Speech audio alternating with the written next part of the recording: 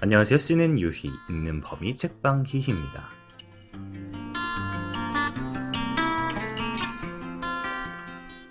여러분은 소중하게 생각하는 물건이 있나요? 그리고 그것을 소중하게 생각하는 이유와 그렇지 않은 이유에 대한 자신만의 기준을 가지고 있나요?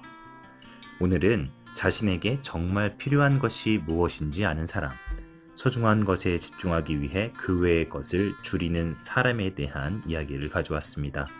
이런 사람을 흔히 미니멀리스트라고 부르는데요. 미니멀리즘은 단순히 물리적 물건을 줄이는 개념을 넘어 필요 이상의 것을 탐내는 욕심과 무의미한 일에 쏟는 에너지 또한 줄이자는, 즉 눈에 보이지 않는 개념까지 아우르는 삶의 한 방식입니다. 책방 희희가 준비한 13번째 책, 사사키 후미오가 쓰고 비즈니스 북스에서 출간한 나는 단순하게 살기로 했다입니다.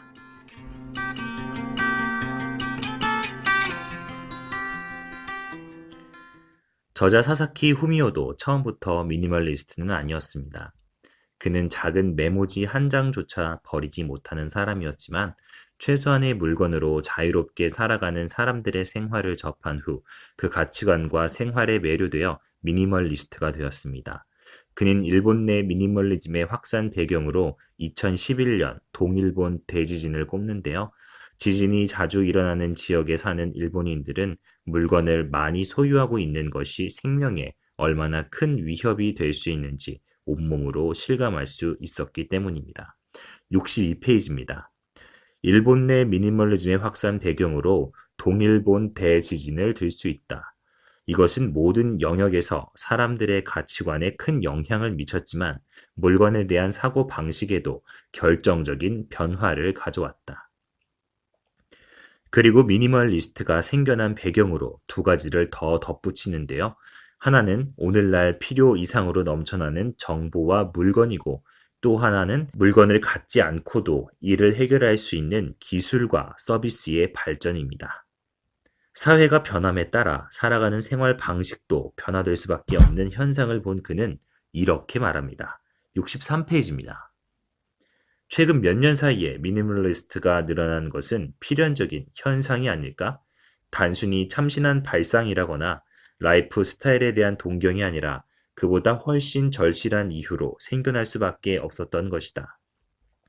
또한 옷이 많은 옷장을 보면서도 아침마다 입을 옷이 없어와 같이 말하는 현상은 단순히 옷뿐 아니라 자신이 원하던 일에도 적용할 수 있는 현상이며, 이는 익숙함과 실증이라는 감정 때문에 일어나는 것이라고 이야기하는데요. 69페이지입니다. 옷을 예로 들어보자. 나는 툭하면 입고 나갈 옷이 없다고 생각했다. 휴일 하루를 몽땅 쇼핑에 쏟아부으며 녹초가 될 때까지 마음에 드는 옷을 사들였다. 두 손 가득 쇼핑백을 들고 집으로 돌아와 거울 앞에서 혼자 패션쇼에 막을 올리곤 했다. 다음날 새 옷을 입고 처음 집 밖을 나설 때 약간 겸연쩍으면서도 남들에게 뽐내고 싶은 기분이란. 그런 소망을 이룬 옷들이 이미 집에 산더미처럼 쌓여 있다. 그런데 왜 매년 입을 옷이 없다고 투덜거리는 걸까? 우리는 우리가 원하던 일을 이미 모두 이루었다. 그런데 왜 만족하지 못하고 불행하다고 느낄까? 사실은 우리 모두가 답을 알고 있다. 우리는 원하던 일이 이루어지면 금세 그 상황에 익숙해진다. 익숙해진 일은 점점 당연한 일이 되고, 당연한 일은 이내 실증이 난다. 새로 산 바지를 처음 입었을 때는 무척 기쁘다. 그러다 5번쯤 입으면 곧 익숙해져서 기쁨이 줄어든다. 10번쯤 입으면 바지는 새 옷이 아니라 당연히 옷장 안에 들어있는 물건일 뿐이다. 50번쯤 입으면 실증이 난다. 원하던 일이 이루어졌다는 순간의 감동은 어느새 익숙함으로 이어지고 당연함의 과정을 거쳐 실증이라는 부정적인 감정에 도달한다. 그러다 결국 그 물건은 별 볼 일 없는 물건이 되고 만다. 저자는 물건과 그 물건을 지니고 있는 사람이 주객 전도된 현상, 그리고 다른 사람을 볼 때 있는 그대로, 즉 사람으로서 보는 것이 아니라 그 사람이 몸에 걸치고 있는 것들을 먼저 바라보는 편견에 대해서도 놓치지 않습니다. 93페이지, 240페이지입니다. 물건의 가치가 자신과 동등해지고 심지어는 자신의 주인이 되어버리는 현상에 대해 한번 되짚어볼 필요가 있다. 물건은 당연히 내가 아니며 내 주인도 아니다. 예전에도 그랬듯이 단지 도구일 뿐이다. 갖고 있다고 해서 훌륭한 것도 아니고 갖고 있지 않다고 해서 못난 것도 아니다. 단지 사람이 사람을 대하는 일일 뿐이다. 또 앞서 말했듯 미니멀리즘은 물건뿐 아니라 우리 앞에 놓인 수많은 일에도 적용할 수 있습니다. 저자는 스티브 잡스를 예로 드는데요. 215페이지, 217페이지입니다. 중요한 일에 집중하려면 중요하지 않은 일을 줄일 수밖에 없다. 미니멀리스트는 중요한 일을 위해 줄이는 사람을 가리킨다고 앞서 정의한 바 있다. 애플에서 쫓겨났던 잡스가 복귀해서 가장 먼저 착수한 일은 캐캐 묵은 서류와 오래된 장비를 모두 없애는 일이었다. 첫 업무로 물건을 줄였던 것이다. 잡스는 세상을 바꿀 수 있는 제품을 내놓는 일에 집중하고 싶었기에 그 외에 중요하지 않은 일은 모두 최소한으로 줄였다.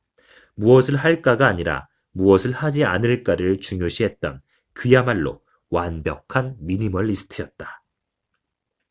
그는 미니멀리즘은 돈을 쓰는 법도 바꾸게 한다고 말합니다. 물건에 들이던 돈을 경험이나 사람을 위해 쓰고 새로운 직업을 위해 투자한다는 것이죠. 그렇게 되면 우리 삶의 질도 한층 더 높아질 거란 생각이 드는데요. 마지막으로 오늘의 가장 인상 깊은 한 구절로 미니멀리스트로서 그의 자신감과 당당함이 묻어나는 이 구절을 꼽고 싶습니다. 195페이지입니다.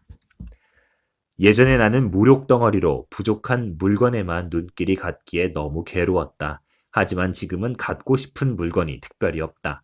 나는 필요한 물건은 모두 갖고 있고 부족한 물건은 없다. 정말 최고의 기분이다.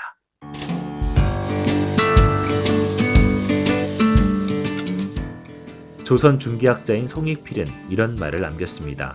부족해도 넉넉하다고 생각하면 항상 여유가 있고 넉넉해도 부족하다고 생각하면 항상 부족하다.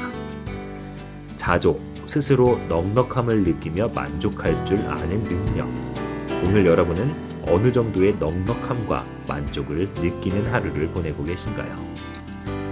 지금까지 진행 범위 작가 유희, 책방 히히였습니다. 저희는 다음 주 토요일에 다시 찾아뵙겠습니다. 감사합니다.